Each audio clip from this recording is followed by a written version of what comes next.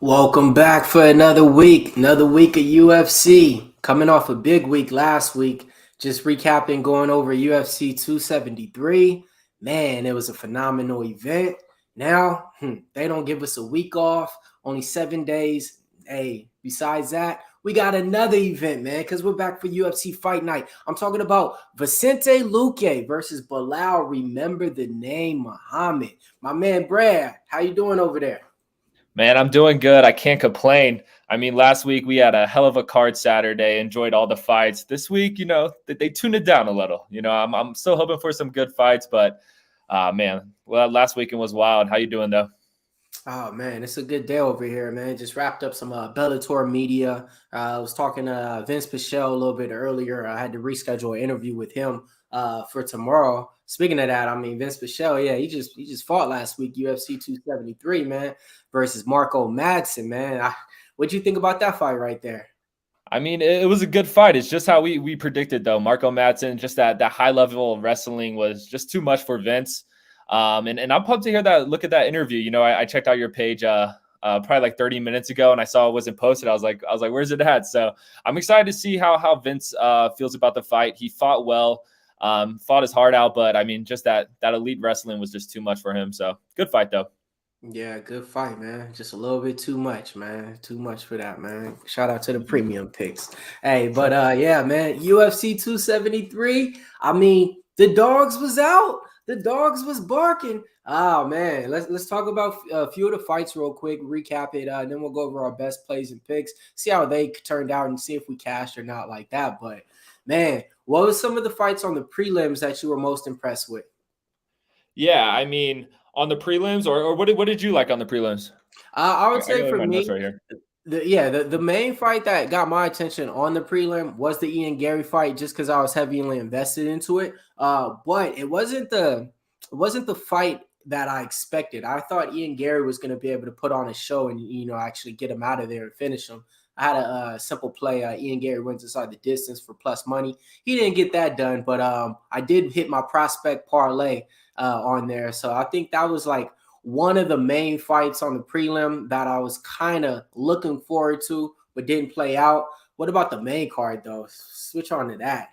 Yeah, and about the premiums, I had the main card was so fire. Honestly, forgot about some of the premium fights or the prelim fights. One fight that made me mad, man. That Aspen Ladd, that was one of my favorite picks, and she didn't wrestle her at all until the end of the fight.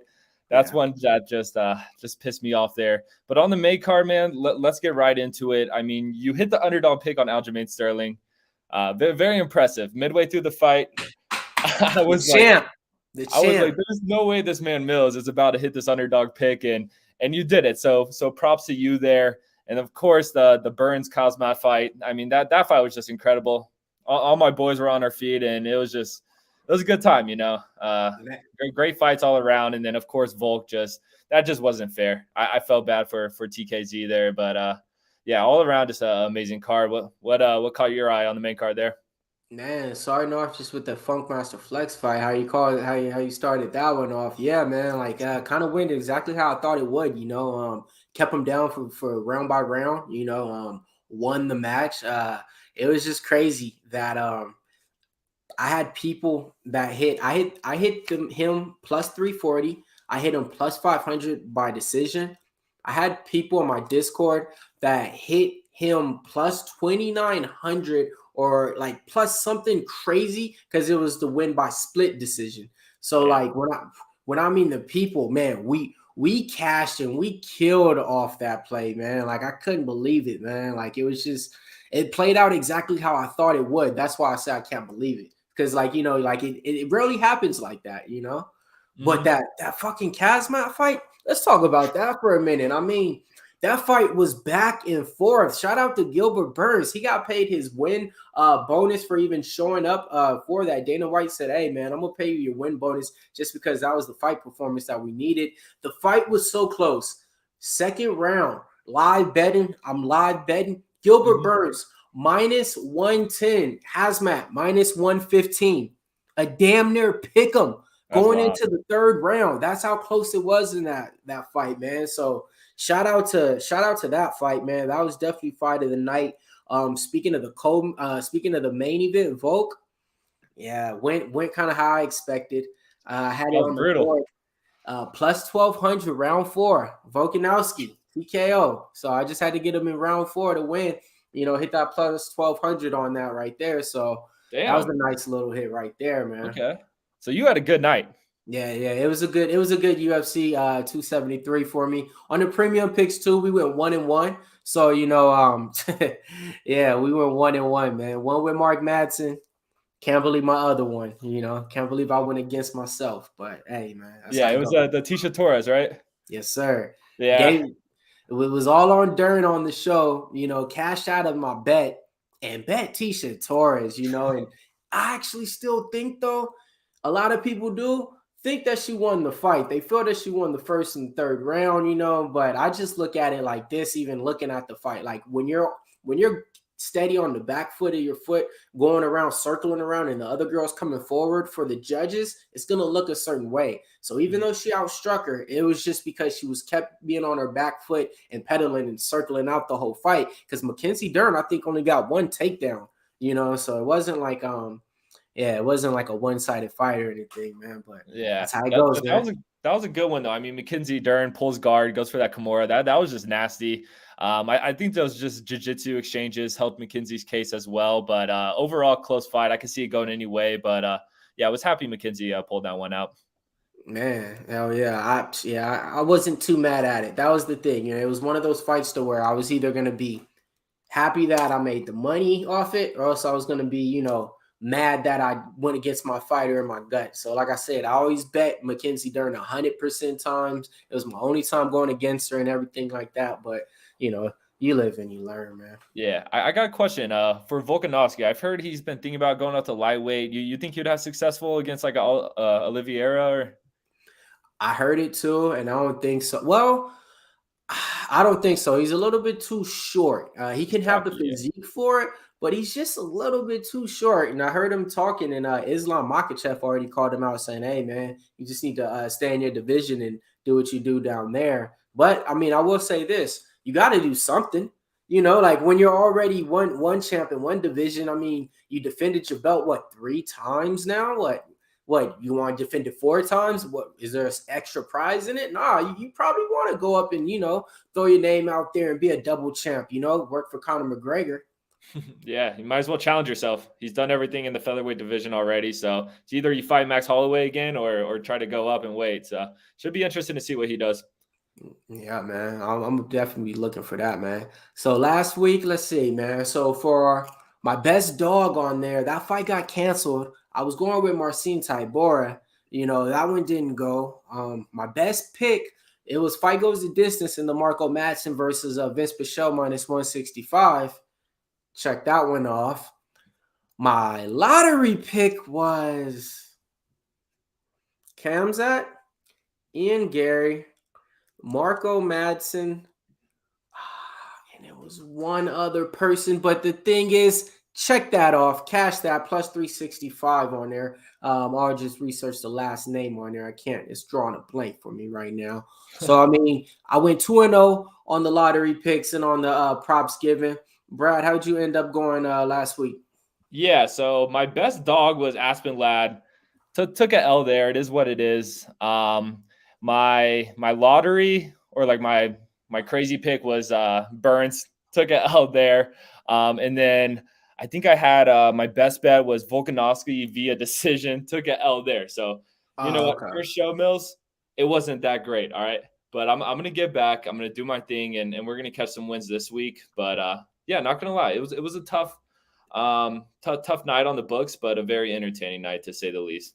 See, that's the thing, man. Sometimes it's like this. We ain't gonna win every bet, man, but we're gonna keep it real with you. Transparency is key. And the best thing about MMA is like if you lose a bet and the fight is worth it, a lot of times I'm like, hey man, I'm just happy to see that type of fight that I got, put on before me. Like that Gilbert Burns, Kazmat, it don't matter. You jumped off the diving board into the deep end with that pick, and you were damn near on the right side going into the third round, a minus 105. So like that's what it's all about, man. And that fight right there was a fight to where, hey, man, if I had money on Gilbert Burns, I wouldn't have been too mad anyway, because I would have been like, damn, you fought your ass off, you know what I mean, and had the chance for it. So that's how it goes about MMA. Yeah, he gave it his all. A lot of my picks last week, there were a lot of value picks, picks where you put 100 down, you're getting plus money on it. So, I may switch up my strategy, maybe get some more favorites in there to make it a little more even so I don't go 0-3 again, but we're going to get some winners. Oh, definitely, man. Just like they said in the chat, winner was winners, man. That's what we all about here, man. So speaking of that, we got another week, man. That's what it's all about, man. They don't even give us 2 weeks to bounce back or nothing like that. We back in the gym practicing, shooting. 14 fights on the card coming up. Luque versus Muhammad, the rematch, part 2. Going over the card real quick, man. Some of the fights on the card, some is entertaining, some I'm interested in. But, some is not even worth going over. Some of them have some action on, staying tuned for that for the Pick Dawgz website and everything like that. But starting off the prelims, you got Hela Tang versus Kevin Kroom taking place in the 135 division. That moves on to a women's fight with you got Nunez versus Hughes. Then a fight that I'm interested in is my boy Jordan Levitt takes on new UFC comer Trey Ogden making his debut. Jordan Levitt is a jiu-jitsu master, man. He has about 6 submissions, I want to say, and they're all by different ways in different positions. He goes by the name of the Monkey King because once he grabs you, it's a wrap, man. Next fight taking place, big boys, man. I'm talking about big boys, man. Chris Barnett, Huggy Bear, coming in versus Martin Boudet. For the people that ain't familiar, Chris Barnett's the big guy who just knocked out who was it? The big guy, man, with the spinning roundhouse kick, man. It's coming. I'm drawing a blank right now, though. But yeah, man, he's coming off. He's the guy who did like the front flip, right? Yes. Yeah, I like that guy. That guy cracks me up. So he's going to be fighting on the prelims right here. That's it. That's going to be like a fight a lot of people want to tune into. Then you got a fight going on in the 155 division. Rafael Garcia is 13-2, taking on Jesse Ronson, making the second stern back in the UFC. That fight right there is like a pick'em price. You can get any fighter on there at a -115. Then you got a fight, same division. Drakkar Close coming in. 11-2 record taking on newcomer in UFC, Brandon Jenkins. Fight that is too heavy. Drakkar Close opened up at a -300. Now he's all the way up to a -500 on books out there because Brandon Jenkins is a short notice replacement. Ain't nothing worth mentioning on that fight. Then you got a women's fight coming up. Penny Kenzad, I actually like her. She's good at striking and everything. 15-6. She's going to be taking on Lena Landsberg. Lena's Landsberg's just a little bit over her time, pushing that 40 mark. That's something that you don't want to do in this sport right here. That fight, chalk heavy as well. Penny Kenzad opened up at a -300 favorite. Now she's all the way up to a -400. If you guys were smart, you might have got her in a parlay earlier. This one, though, this is the main fight on the prelims taking place. Can't believe these guys are fighting at heavyweight now. Yeah, I said it, heavyweight now. William Knight, 11-3, taking on Devin Clark, 12 wins and 6 losses. That fight's going to be coming up on the card. So since we got that up right now, we might as well just kick it off with it, man. Devin Clark versus William Knight, taking place at heavyweight, man. And the reason why I say that is because none of these guys are heavyweights, okay? Both these guys fight at light heavyweight. It's going to be William Knight's technically his first or his second time making his debut at heavyweight. The reason why I say that is because his last fight, he was supposed to come weighed in on the scale, was at 205. Came in 12 pounds overweight and looked at the scale like something was wrong with the scale, like it was broke. They let the fight go on, though. So they let the fight go on, and, they let the guys just weigh in whatever they wanted to. So William Knight came in way overweight in his last fight.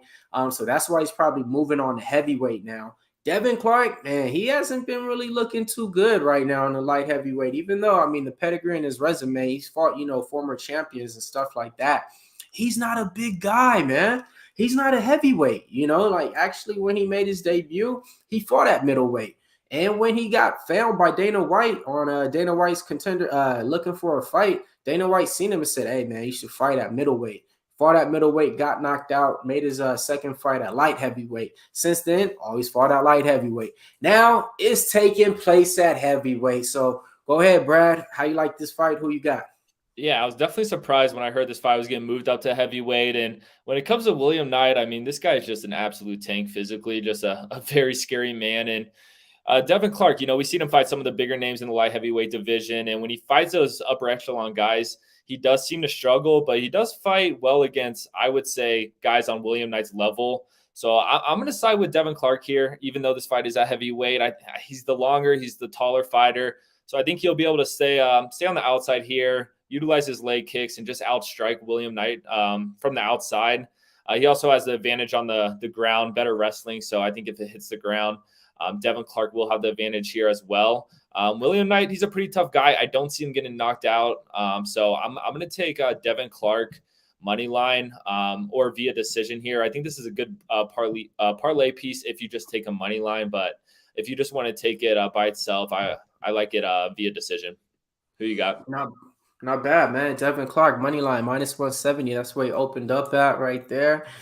When it comes down to this fight, Devin Clark, I mean, he's fought, like I said, the experience is all in his back pocket. I mean, fought Ian Kuntalaba, fought Anthony Smith, wins over Alonzo Menifield, wins over Daquan Townsend, that ain't worth mentioning, lost to Brian Spann, went over Darko Staric, lost to Alexander Rakic, lost to Jan Blachowicz, went over Jay Collier, so you see kind of the people that he has the wins over.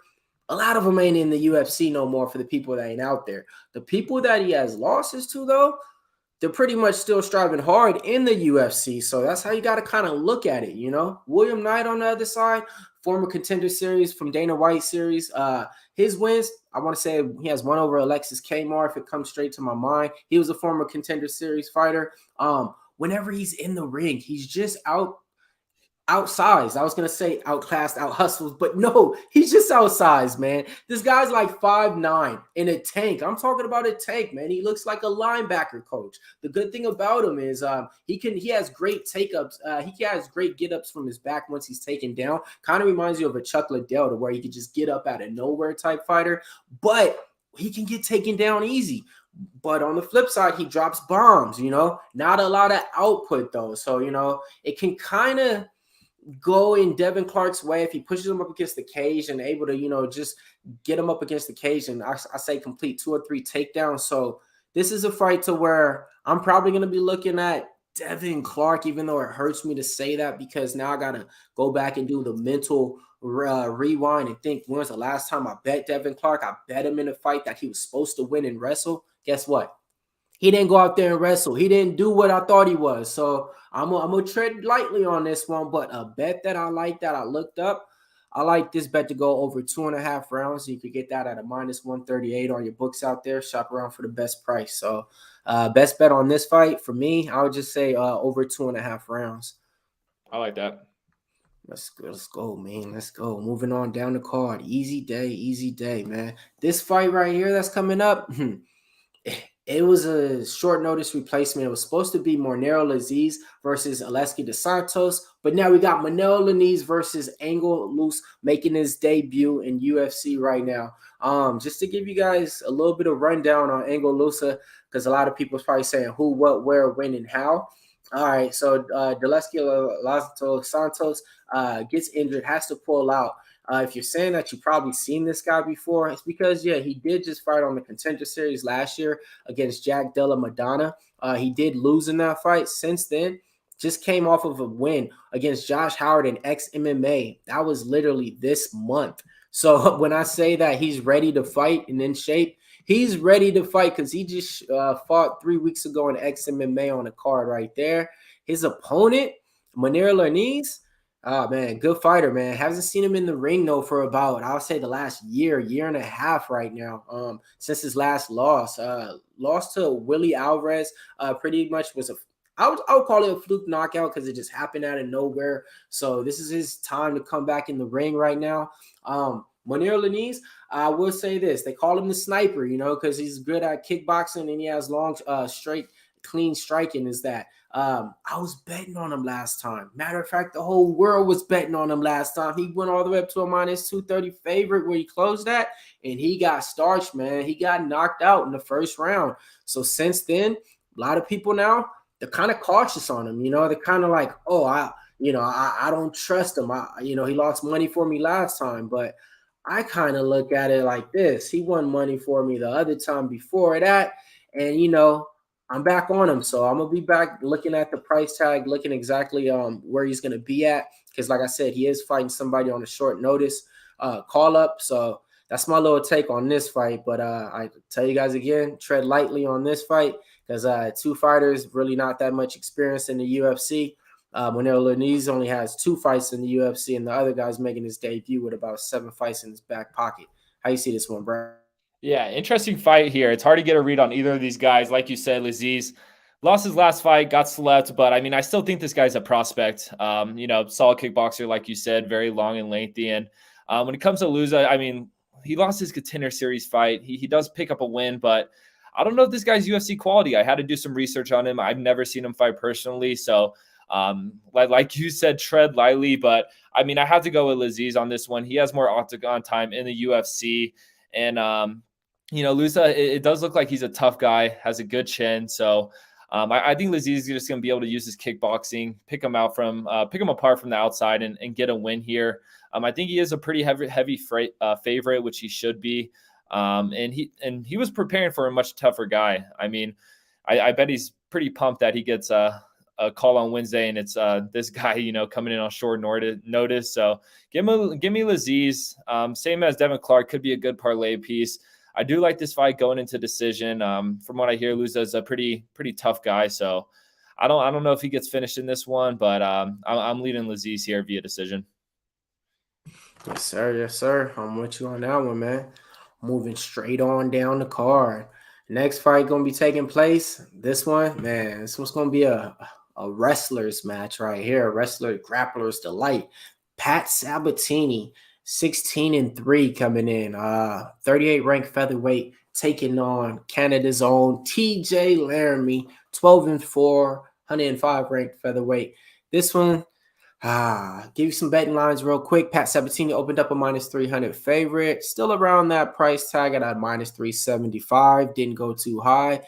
Come back on TJ Laramie, roughly around +240. Shop around for your best lines and everything like that. How you see this fight taking place? You got any leans on this one?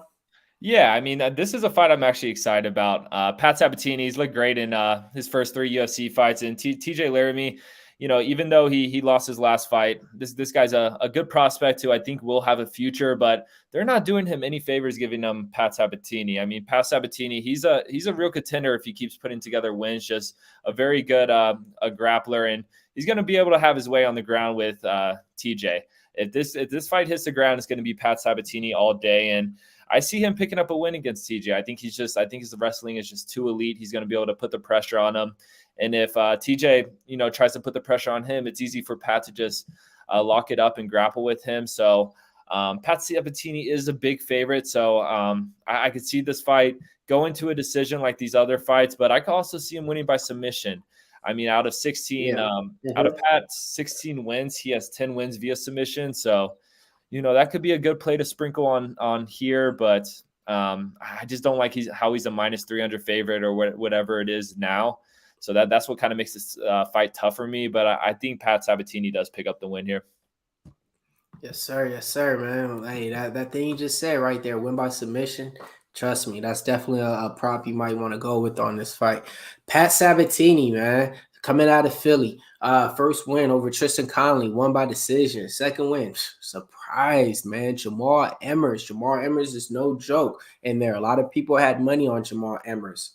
I was one of them. Okay, how did he win? He won by a heel hook in the round 1. Jamal Emmers had him knocked down, had him on the ground. What Pat Sabatini do? Rolled over and got the heel hook. After that, come back, put on a real good performance against Tucker Lux. So won by the decision in that. So, I mean, Sabatini, that price tag, I'm going to tell you like this. I got a saying out there, about lunch money and stuff like that. Hey, this is one of those lunch monies that's pretty much worth it. If you worked hard at the end of the week, this ain't your typical drive-through order. This is just sit down at Fridays or Chili's and get you a nice, nice little lunch. You worked hard for it. That's what you got with Pat Sabatini right here. -350. Think he's warranted it. TJ Laramie on the other side, man.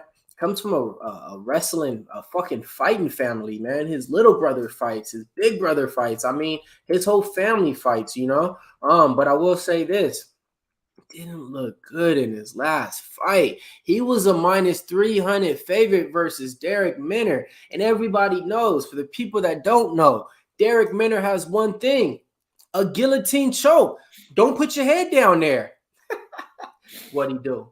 He put his head down there in round one, bro. Got choked out. Minus 350 favorite. What'd he do since then? Kid ain't fought, man. That was 2020.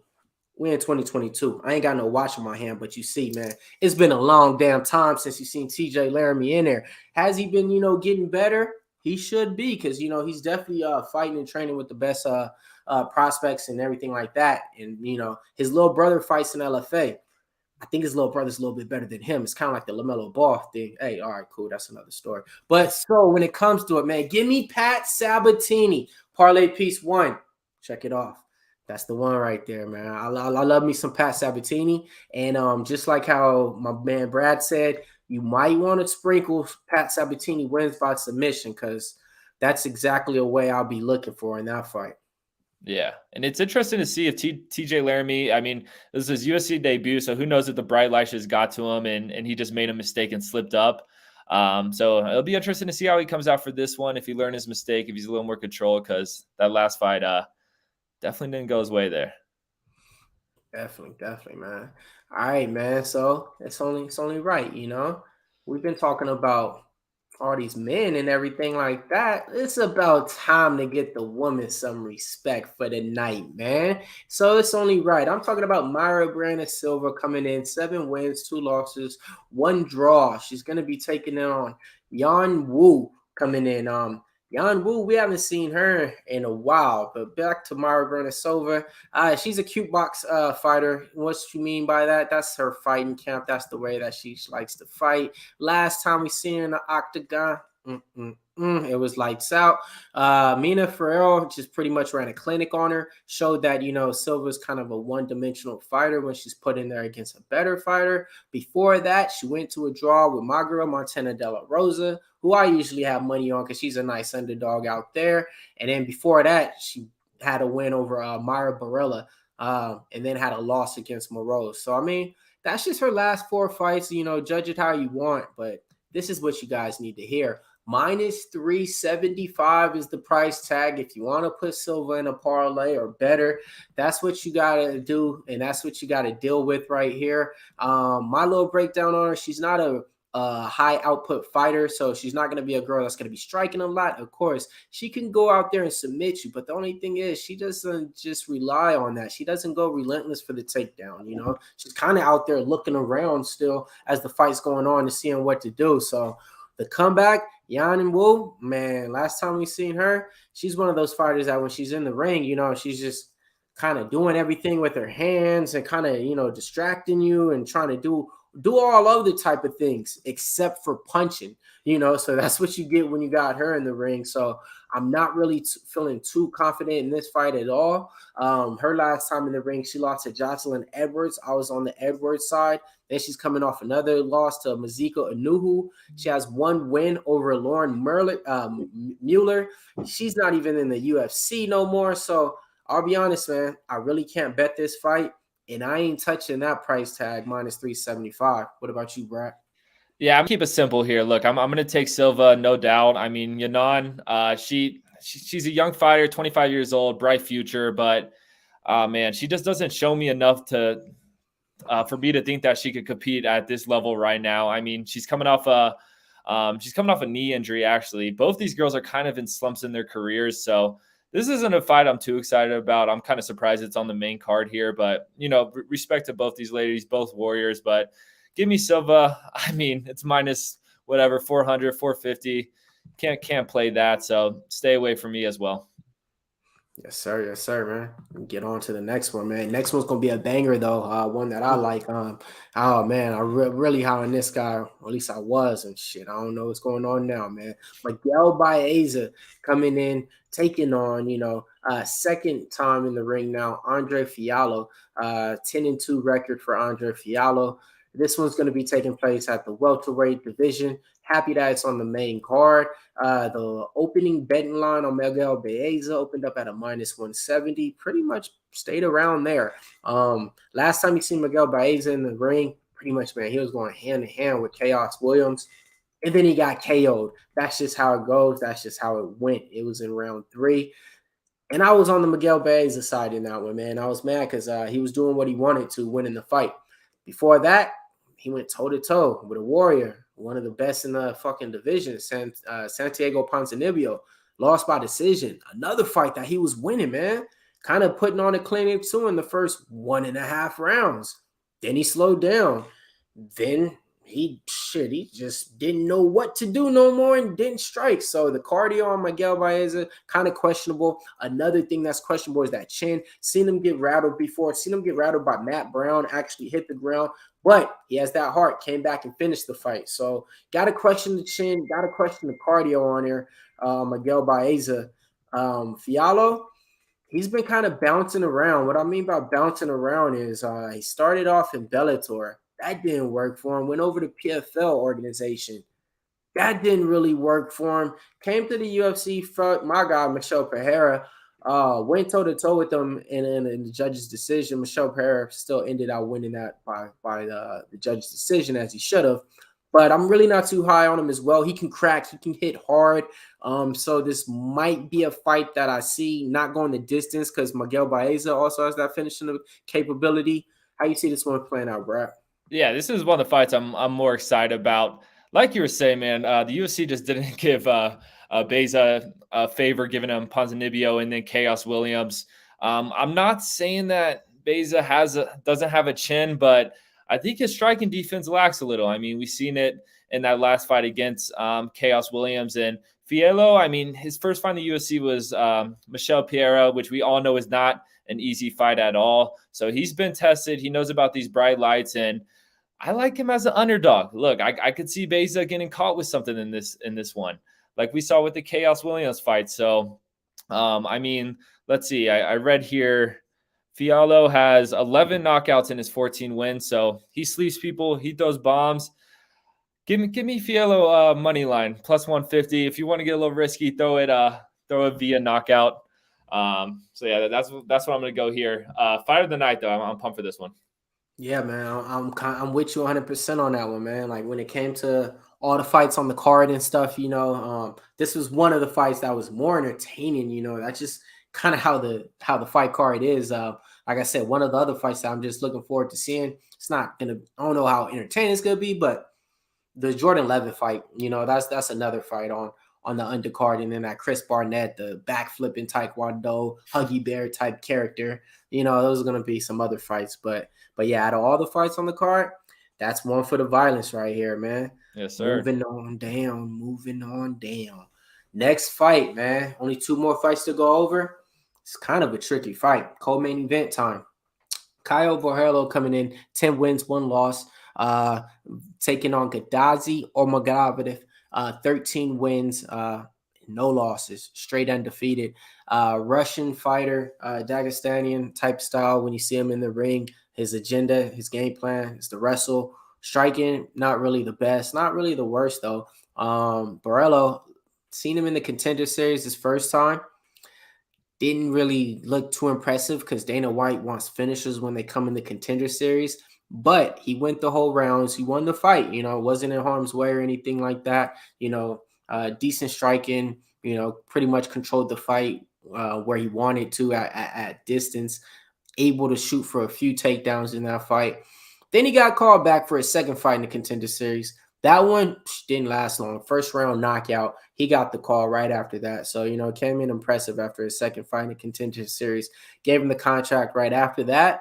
Gadzhi, same thing. Came on the Contender Series. Hasn't seen him since.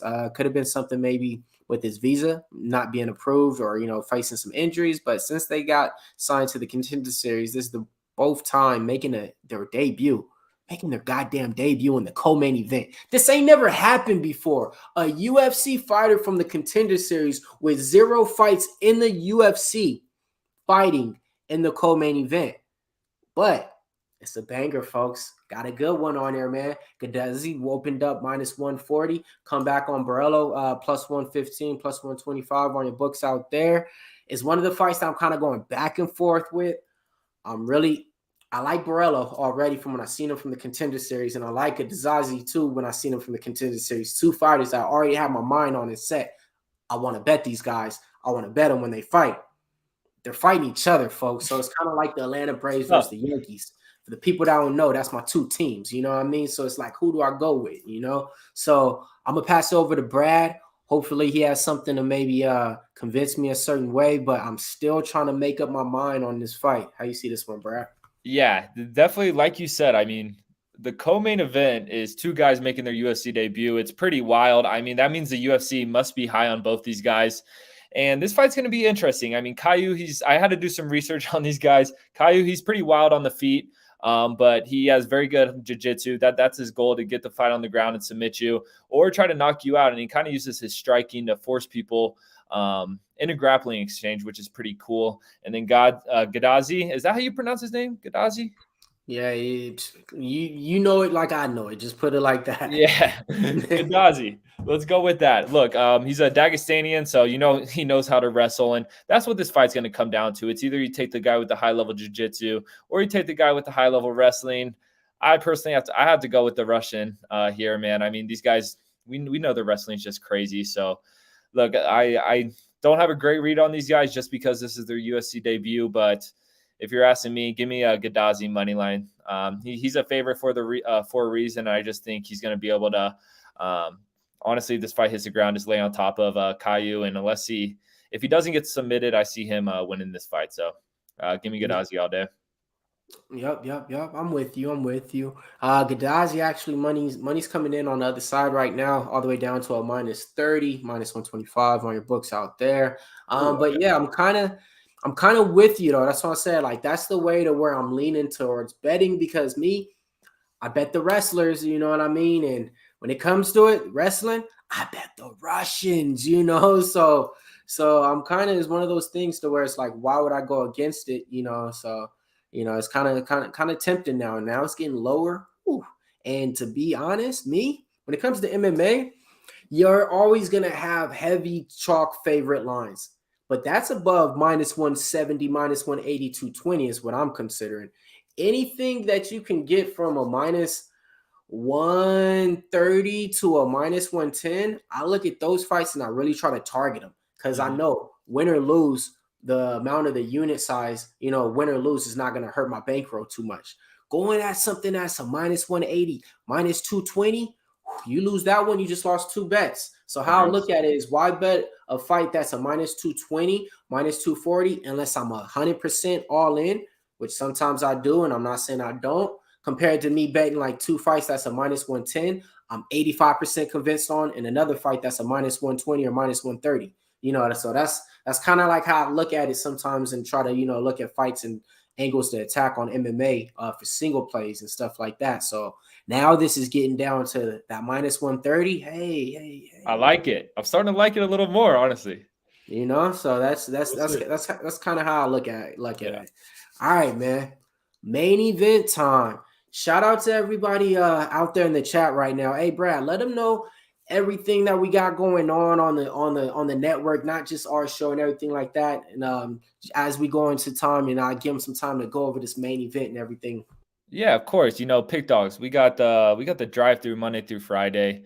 We got the Puck and Crazy show every day. We got the soccer show. I mean, Pick Dawgz, we do everything here. Mitch, he's dropping like 40 videos a day. I don't know how the man does it, but without Mitch, we want to be doing this. And without you guys, we want to be doing this. So if you're watching this, man, show some love. Drop a comment. Drop a like. The show is episode 2, so we're still starting here. It's going to grow slowly but surely. But hey, we're trying to build a community, so definitely participate. We like participation around here. Yes, sir. Now time to kick it off, man. Main event coming on. Rematch. Vicente Luque versus Belal Muhammad. Vicente Luque. 27-7-1. Remember the name, Belal Muhammad. 20 wins, only 3 losses. All right, man. So when we just talk about these fighters real quick, man, Vicente Luque, one of the most dangerous fighters in the division. Don't sleep on the guy. because he can put you to sleep and then he can choke you out and put you to sleep. Two different ways. Fighting, with all, man, he's been fighting with pretty much Kamaru Usman's camp ever since they were part of Black Zillions and stuff like that. So, I mean, his pedigree of training, he made his debut on the Ultimate Fighter back when it was the Black Zillions versus another camp. And that camp had everybody from back then, from Kamaru Usman, training them and stuff like that. So Vicente Luque is definitely battle tested when it comes down to it. But this is a rematch. This fight already happened 2016. Why is it happening now? Why? Because both these fighters is on a tear, man. It's kind of like they ain't lost since that fight. Fucking Vicente Luque has been on a winning streak. He only lost to, I want to say, Leon Edwards and I think Wonderboy Thompson in the division. That's it. Besides that, wins over the most impressive people in the division. On the other side, Belal Muhammad, he's been on a winning streak too, man. I mean, I can't even remember the last time he lost. Yeah, I can. It was against Luque. But besides that, man, he's coming off of a win over Curtis Millender, my boy. Takashi Sato coming over a win over Lyman Good, coming over a win over Diego Lima, win over Damian Maia, man.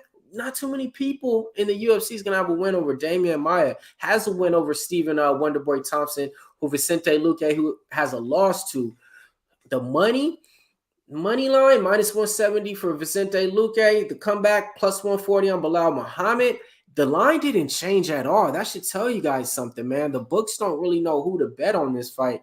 I'm leaning a certain way. I'll keep that at the end, though. Brad, how you see this one playing out? Yeah, look, this is a tough fight for me to pick. I'm super high on both these guys. I mean, Luque's last fight, I faded him. I thought Chiesa, I thought that man was going to go far. I just thought his grappling was too high level. But, I mean, Vicente Luque submitted him. That was absolutely wild. And then Belal Muhammad, I've been super high on him too. I mean, if he was fighting anyone else, I would probably take Belal just because I like his fighting style. Just get in your face, get that pressure. Good endurance, good stamina, but I have to go with Vicente Luque here. I think it's just a bad matchup for Belal. Like I said, Belal's style, he wants to get close, he wants to pressure, he wants to get in tight, but Vicente Luque loves that shit. He loves a phone booth fight, and if Belal gets too close, Vicente throws bombs, and I could see him getting knocked out again, unfortunately, because I like Belal. I think he has a great future, a great skill set, and just such a consistent fighter, but this is not a good matchup for Belal. So I don't think this fight goes all 5 rounds. I think Vicente does catch him at some point. So I like Vicente Luque inside the distance. You could get that at plus 120. I could see him getting submitted, TKO, KO. I just think it's going to be a tough night for my boy Belal here. Just because matchup wise, I mean, Belal Muhammad, he could compete with some of the top tier guys in the welterweight division. You saw him against Wonderboy Thompson. I mean, that was a dominant performance, but I'm going to have to go with Vicente here. Yes, sir. Yes, sir. Yeah, man. I'm kind of with you, man. I usually bet Belal Muhammad because I like the output of him. He always pushing the pace, wrestling, keeping people up against the cage. Not just that, his striking's coming together too, always has that cardio and output, but a little bit chinny, man. He gets caught too. Not just that, Vicente Luque already has one on him. So I'll even Vicente Luque too, man. So that's how I see this whole little card playing out. I like it.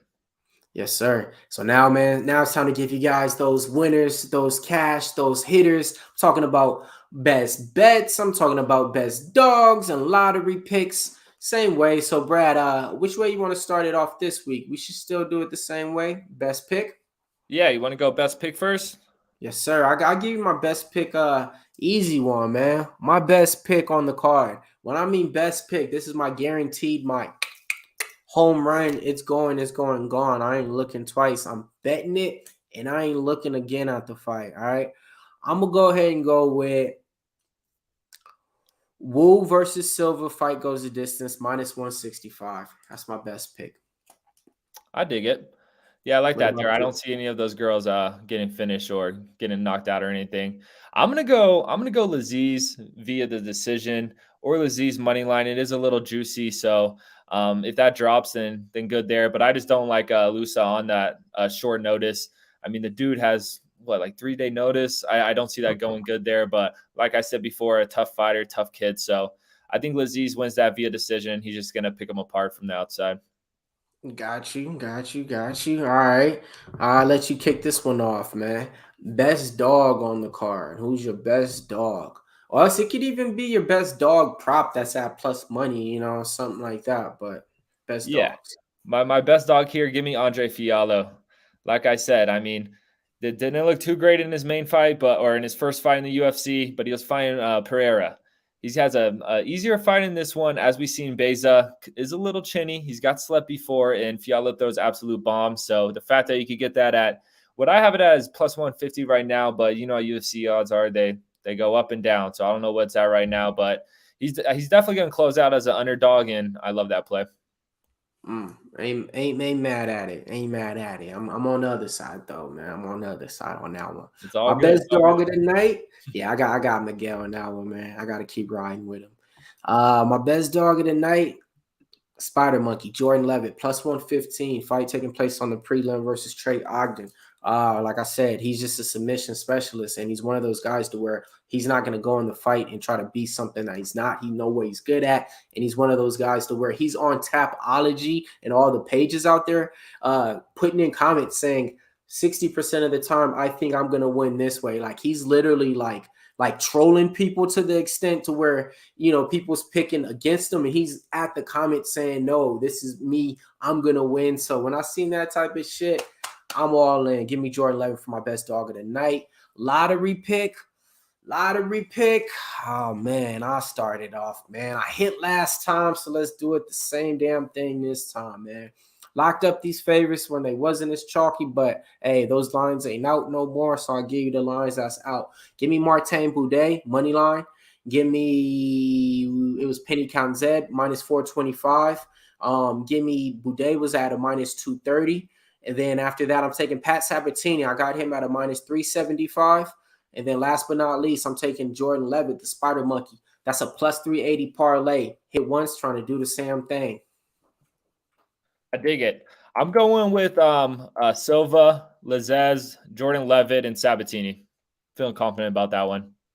Yes, sir. Yes, sir. And I like all of them on there. I like all of them on there right there, man. So there it is, folks. Those are the plays and the picks, man. Appreciate everybody watching. If you're watching this on the replay, let us know your best cash ticket that you got off UFC 273. Let us know your best pick, your best dog, and your lottery pick for this week. So hey, man, I might look at the comments and might have to play them again because it's all about taking advice from the people out there and us and just killing these bookies because that's what we're here to do, man. Pick dogs, all right? Oh, yeah. Yeah, thanks for everyone watching. It was a pleasure, Mills. It was a pleasure for anyone in the comments, and we'll see you guys next week. Let's get some cash. Yes, sir. See you guys next week.